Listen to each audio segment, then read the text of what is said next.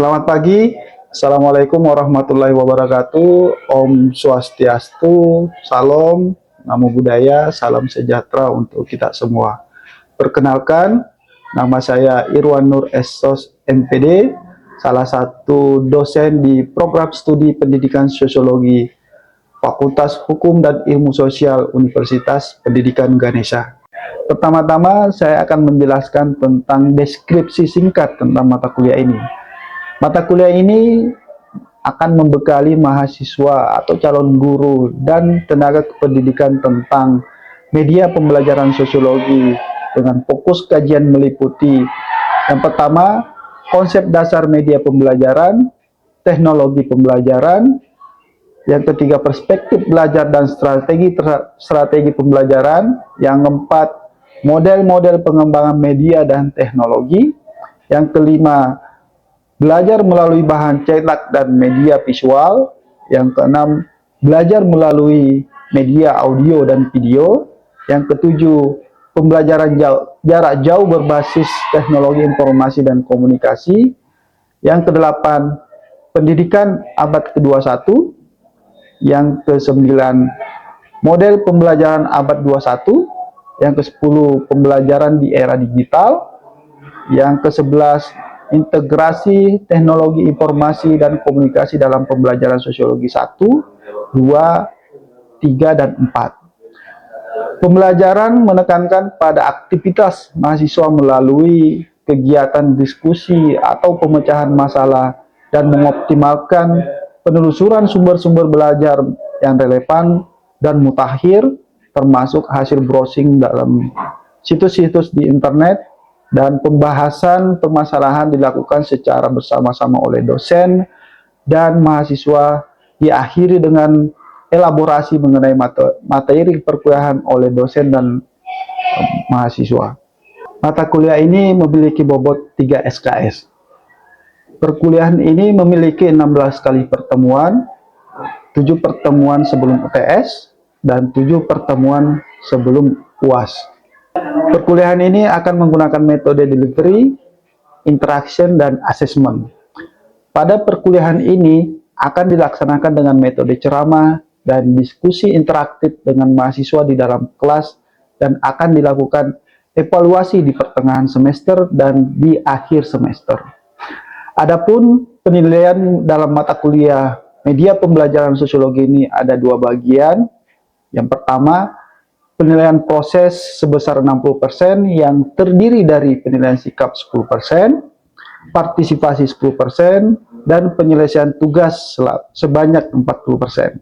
Yang kedua, penilaian kognitif sebesar 40% yang terdiri dari UTS sebesar 15% dan UAS sebesar 25%. Demikianlah informasi dan deskripsi tentang mata kuliah media pembelajaran sosiologi dari program studi pendidikan sosiologi Fakultas Hukum dan Ilmu Sosial Universitas Pendidikan Ganesha. Ya, selamat pagi adik-adik semua. Om Swastiastu. Assalamualaikum warahmatullahi wabarakatuh. Jadi hari ini kita belajar dalam kelas ini media pembelajaran sosiologi ya. Minggu lalu kita sudah belajar tentang pengertian media dan media pembelajaran. Nah, sebelum Bapak ke materi, Bapak absen dulu ya. Kadek dia Isper ya. Emianta hadir. Mada Dwinda, Farhan, Komang Ayu, Ispen. Ini Nyoman Ayu, dia Rizky ya, dia Rizka ya. Ini Luputu Erika, oke. Yaneta, ini Komang Rosa, Reza, Sade Utami, Kurniati, Rafli, Wiki, Ayu Teresia, Zalfa, Fausia, Putuni Lasumi. Oke, jadi ada beberapa yang di-spam ya. Oke, baik. Nah, hari ini kita akan belajar tentang teknologi pembelajaran. Kelihatan ya? Nah, sebelum kita ke materi, jadi Bapak akan menyampaikan dulu capaian pembelajaran dari mata kuliah ini. Jadi mahasiswa dapat memahami konsep dasar media pembelajaran dan teknologi pembelajaran. Nah, minggu lalu kita sudah belajar tentang, ya silakan Rafli. Media itu adalah alat yang digunakan untuk menyampaikan informasi kepada siswa dari guru Bapak. Ada yang lain? Media. Jadi media itu ya sama tadi yang disampaikan oleh Rafli, tapi kalau Rafli tadi dijelaskan bahwa itu media pembelajaran. Kalau media kan ya alat untuk menyampaikan informasi. Umpamanya sama seperti kalau HP umpamanya bisa juga dikatakan media untuk nah kita masuk ke teknologi pembelajaran karena ini akan nyambung dari pembelajaran minggu lalu ya. Jadi kalau kita berbicara tentang teknologi pembelajaran, nah di era digital sekarang ya, jadi pendidikan itu tidak luput dari sentuhan teknologi. Nah, sama seperti sekarang ini, ketika kita dalam pembelajaran ini ada beberapa teknologi yang kita gunakan. Ada laptop, ada proyektor, ya kan? Jadi dibandingkan zaman dulu, teknologi pembelajaran itu dikenal sebagai edtech. Jadi ini telah mengubah landscape pendidikan dengan menghadirkan metode pembelajaran yang inovatif, menarik, dan efektif. Menariknya di mana, Bu? Ya mungkin nanti seperti itu dari segi medianya mungkin tidak tertarik, tidak menarik, Bu. Siswa mungkin kurang menarik, tapi mungkin dari segi penjelasan nanti gurunya dibawakan dengan gaya gurunya mungkin baru itu menarik. Tapi kalau kita menggunakan media, coba lihat ada deh, mungkin ya gambarnya pun mungkin orang bisa bikin tertarik, ya kan? Dari segi warna ada perpaduan warna. Kalau OHP tadi itu tidak ada perpaduan warna, cuma hitam putih. Selanjutnya definisi teknologi pembelajaran. Kira-kira sebelum Bapak menjelaskan ini, ada enggak yang paham atau yang mengerti tentang teknologi pembelajaran? Teknologi pembelajaran sama seperti ya beda tipis ya, media pembelajaran. Ini teknologi pembelajaran. Artinya proses apa? Pembelajaran, belajar dan mengajar seperti itu. Nah, samalah yang tadi Bapak jelaskan bahwa kita menggunakan laptop, menggunakan proyektor ini untuk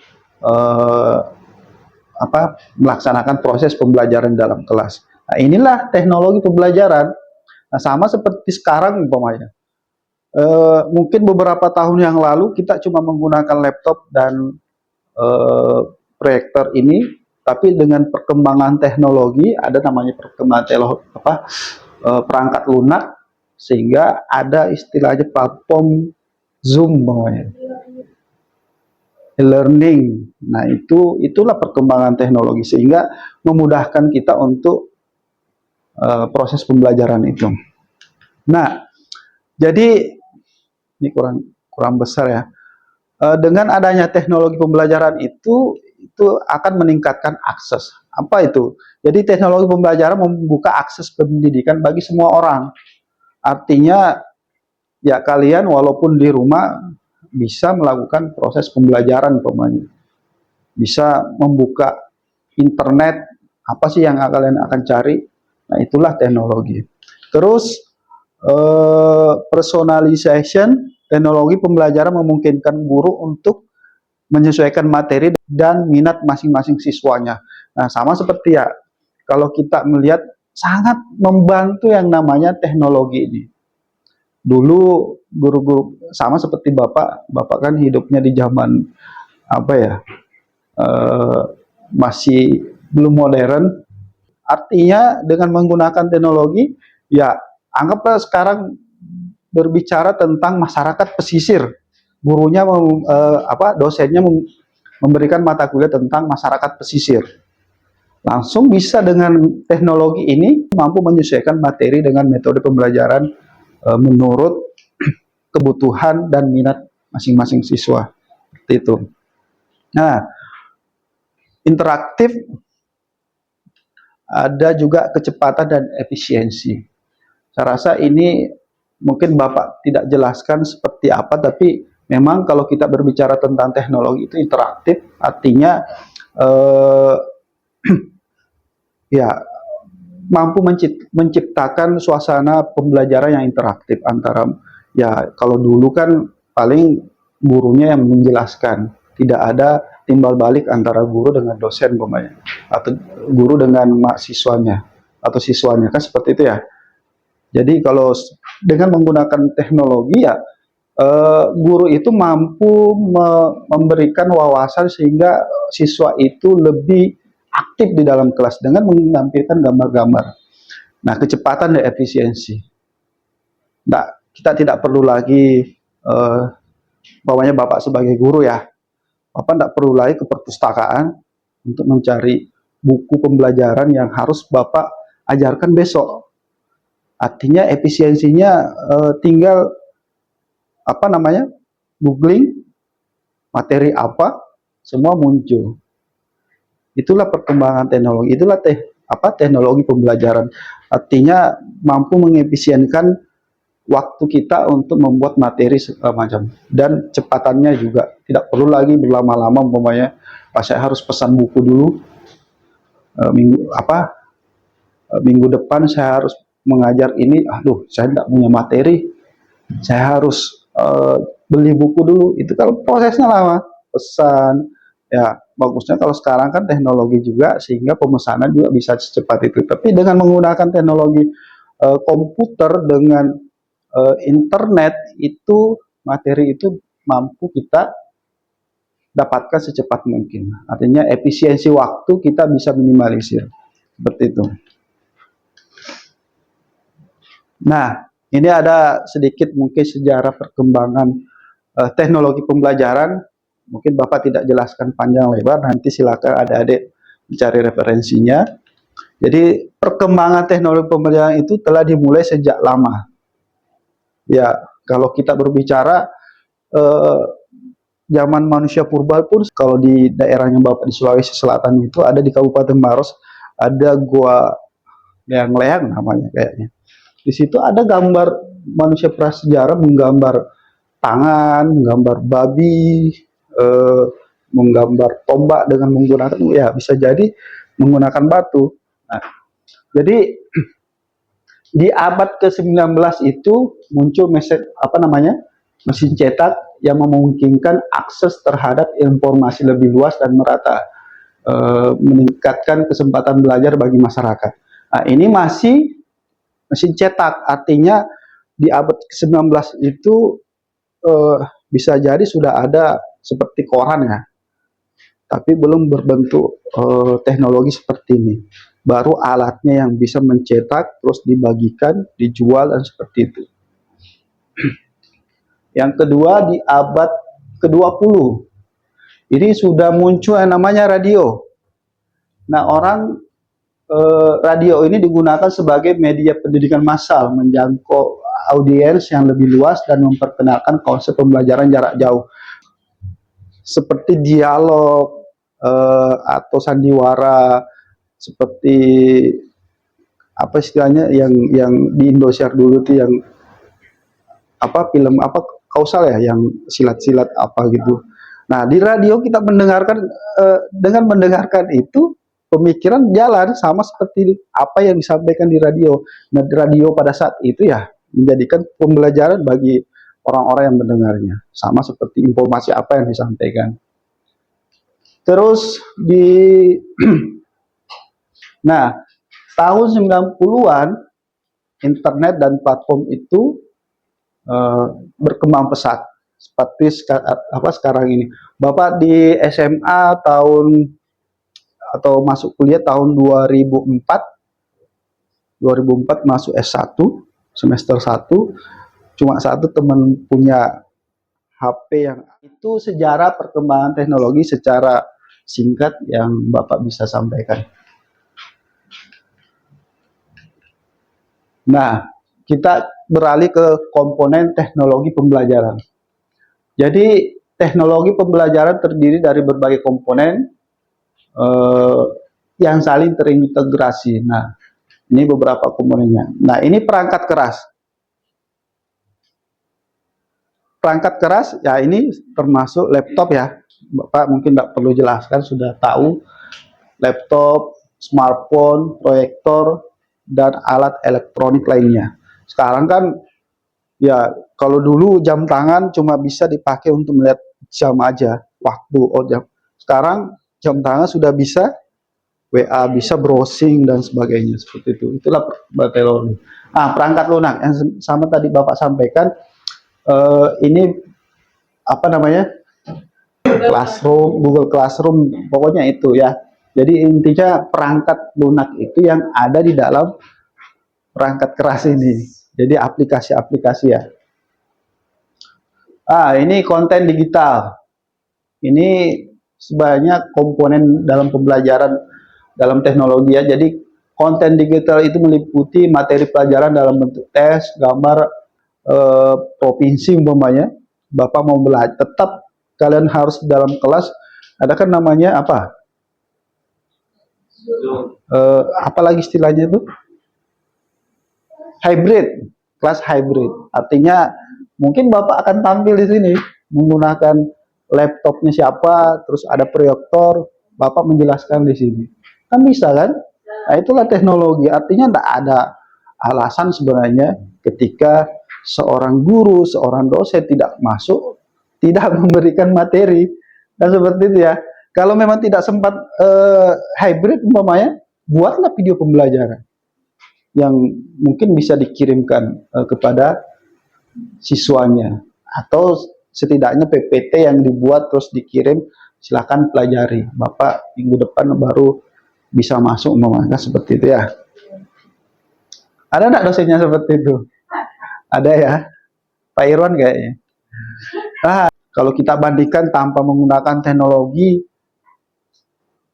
gurunya nyerocos saja terus sampai bel berbunyi, ya pasti bosan. Kemungkinan jenuh pasti. Kemungkinan materi yang disampaikan oleh guru ya cuma secuil yang bisa masuk. Kalau seperti ini menarik bagi peserta didik umpamanya. Setidaknya ada yang bisa dia lihat, karena kan ada karakter peserta didik, ada yang bisa menangkap dengan suara. Artinya daya tangkapnya bagus. Ada yang baru bisa paham ketika melihat seperti ini, mendengarkan dan melihat seperti itu ya. Jadi sama seperti kalau umpamanya kayak Bapak mau menghafal, mungkin saya suruh Rabi bacakan dong. Mungkin bisa 100 kali Rabi mengulang, Bapak belum bisa. Meningkatkan kolaborasi dan komunikasi. Artinya ada kolaborasi antara guru dengan peserta didik dalam pembelajaran itu. Mungkin ada gurunya yang selalu memberikan cuma contoh, menurut kalian seperti apa? Nah, siswanya lah yang menjawab dan memberikan argumentasi tentang contoh yang diberikan oleh gurunya itu. Nah, kalau kita berbicara manfaat, pasti ada juga tantangannya. Tantangan implementasi teknologi pembelajaran. Nah, kalau kita berbicara tantangan, ada namanya kesenjangan digital. Jadi akses terhadap teknologi ini atau infrastruktur internet itu di beberapa daerah itu belum bisa diakses. Nah, itu tantangannya. Sama seperti umpamanya ketika kita di pelosok-pelosok ya. Makanya banyak yang yang protes, kok bisa sih, harusnya waktu masih ada ujian nasional ya, di kota disamakan ujiannya dengan di desa umpamanya, yang kita cuma mengandalkan buku, padahal di kota sudah mengandalkan yang namanya internet. Nah, ini tantangannya. Jadi ada kesenjangan digital antara di kota dengan di pelosok. Yang kedua, keterampilan guru. Jadi guru itu perlu memiliki keterampilan teknologi. Nah, seperti itu ya. Sama seperti kalian. Kalau kalian tidak mampu mengoperasikan yang namanya proyektor, wah, sangat-sangat disayangkan. Apalagi kalian sebagai calon guru umpamanya, baru menggunakan proyektor aja mau menyambungkan dengan laptop sudah kelabakan kan seperti itu. Makanya guru itu perlu keterampilan untuk eh, memanfaatkan teknologi pembelajaran secara efektif dan menarik. Apalagi kalau cuma mampu buka browser pun belum tahu, kan seperti itu ya. Banyak guru-guru seperti itu. Bahkan pun sebanyak kalau dibilang guru-guru muda juga ada yang tidak cekatan. Makanya kalian sebagai apa namanya calon guru teknologi itu harus dimanfaatkan dengan baik. Jangan cuma taunya ambil HP, buka apa namanya Instagram atau media sosialnya yang lain, terus eh, pantengin status-statusnya orang kan seperti itu. Banyak guru-guru seperti itu. Siswanya kan seperti itu. Ngapain? Padahal itu sebenarnya menginspirasi. Yang ketiga pasti kita berbicara biaya. Biaya ini kalau bagi guru umpamanya membeli laptop yang support dengan teknologi perkembangan zaman, karena ada laptop yang tidak support dengan proyektor. Nah, itu kadang ini menjadi kendala, tantangan, sehingga guru itu bisa memanfaatkan teknologi itu. Jadi pengadaan perangkat keras itu, terus perangkat lunak, akses internet dapat sangat membutuhkan biaya yang signifikan, sehingga ya ini menjadi tantangan, bahkan menjadi hambatan bagi guru untuk memberikan pembelajaran menggunakan teknologi itu. Nah, yang kelima, keamanan dan privasi. Ya, ini sering terjadi. Artinya menggunakan hal seperti ini, apalagi pemain menggunakan drive, itu bisa kurang keamanannya, bisa diakses oleh orang lain. Sama seperti umpamanya di kampus kita kemarin sempat ada website dari salah satu prodi itu dihack, dan kata-katanya kan kurang ajar, kan kurang bagus bagi kita baca dan mendengarkan itu. Seperti itu ya. Tapi takannya gini, cuma menggunakan seperti ini ya, apa namanya nih? Apa? VR. Jadi benar nggak? Dia bisa kayak mengetik dan men-save apa yang diketik itu. Pernah kan? Nah, itulah sebenarnya tren teknologi pembelajaran masa depan. Nah, kemarin di Eurasia kan, kalau tidak salah yang pembicaranya itu menampilkan perkembangan teknologi di masa depan, yang mana peran ibu sudah tidak ada lagi, tinggal muncul dia bangun, itu pun dikasih bangun oleh teknologi.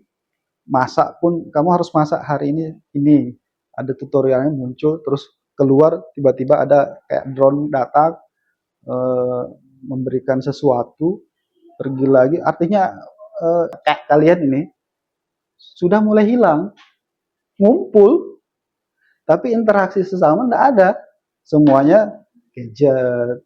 Coba lihat, pasti kan, pasti sering kalian lihat kan, tidak ada lagi, kamu ngapain sih? Kemarin kamu ngapain?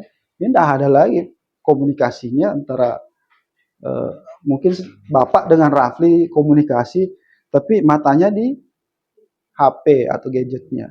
Kan itu, nah itu salah satu perkembangan teknologi sebenarnya yang perlu kita perhatikan.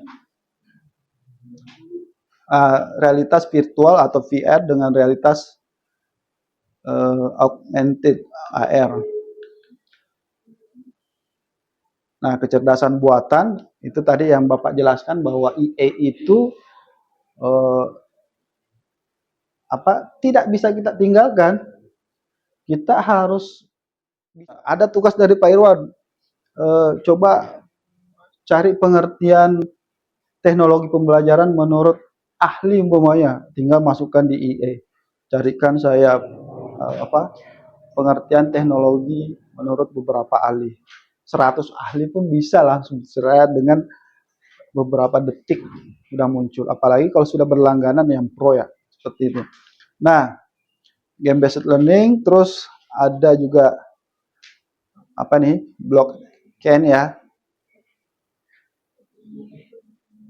Nah, ini sangat kayak seperti blockchain ini, Bapak kemarin akses di pendaftaran CPNS, Bapak upload, itu tidak terbaca, apa materi elektroniknya tidak ada, karena ternyata ketika di convert itu materi elektronik itu tidak terbaca. Nah, ini salah satunya. Artinya blockchain ini mampu memverifikasi entahkah itu sertifikat pendidik, sama seperti umpamanya ketika kita ada orang yang mau menggunakan sertifikat TOEFL untuk mendaftar ke instansi umpamanya atau mau kuliah, tapi dia menggunakan punya orang lain, cuma dengan di-scan dan dirubah namanya. Nah, inilah blockchain ini yang memverifikasi, oh ini bukan punya. Ini kita sudah menganggap sangat luar biasa, tapi mungkin 10 tahun ke depan lebih lebih hebat lagi. Bisa jadi tidak ada lagi figur dosen di atas di depan kalian, kan bisa juga kan? Artinya mungkin menggunakan teknologi bisa lah. Apalagi kalau kayak di Jepang, Cina, robot itu sangat luar biasa. Kecerdasannya sangat luar biasa. Cuma robot tidak ada rasanya. Maksudnya hatinya.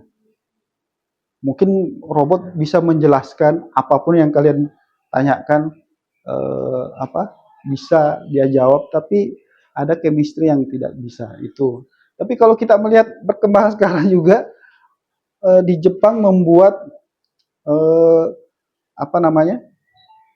boneka atau robot yang begitu mirip dengan manusia, itu kan sangat luar biasa. Bahkan bagaimana perkembangan teknologi dalam pembelajaran. Ada yang tidak bisa menggunakan atau tidak bisa membuat link Zoom? Bisa semuanya kan? Ada yang tidak bisa menggunakan proyektor ini? Ada? Ada. Nah, itu yang perlu. Artinya kalau kalian tidak bisa menggunakan ini dan tidak mau belajar, pasti kita akan tertinggal. IE pun sebenarnya kita harus belajar. Kalau tidak, kita akan ketinggalan. Seperti itu. Sama seperti kalian pemain nanti jadi guru, siswanya menggunakan IE, wah, kamu menganggap, wah, cerdas sekali ya siswa saya ini, mampu menjawab dengan baik pertanyaan-pertanyaan. Ternyata dia menggunakan IE. Kalian tidak tahu apa sih itu IE pokoknya. Bapak kemarin sempat menjadi pembicara di Kopi Morning itu, Bapak mengangkat tentang IE itu. Bahkan banyak orang itu yang bertanya, apa sih, bagaimana sih caranya menggunakan itu? Memang harus seperti itu. Oke, adik-adik, saya rasa cukup ya pembelajaran kita hari ini. Mudah-mudahan apa yang Bapak sampaikan itu ada sedikit yang singgah di perbendaharaan ilmunya kalian, sehingga nanti kedepannya ilmu itu bisa diaplikasikan di masyarakat seperti itu. Bapak akhiri dengan ucapan wassalamualaikum warahmatullahi wabarakatuh.